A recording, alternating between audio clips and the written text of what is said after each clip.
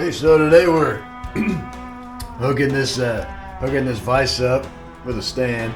So I already cut this out. So this is a piece of 3/8 plate, and just cut it out, and then I bored out some holes, 5/8 inch holes, and then we're gonna run 3 legs, one here, here, and here.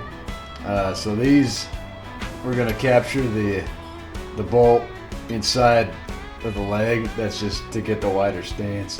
That's just where they ended up. So we're gonna weld the head of the bolt on, and then lay the section of square tube, 2-inch square tube over it, and then weld over that. And we're gonna have rigid casters on the back, on the front, and then one solid leg in the back. So now it'll stand flat and won't rock.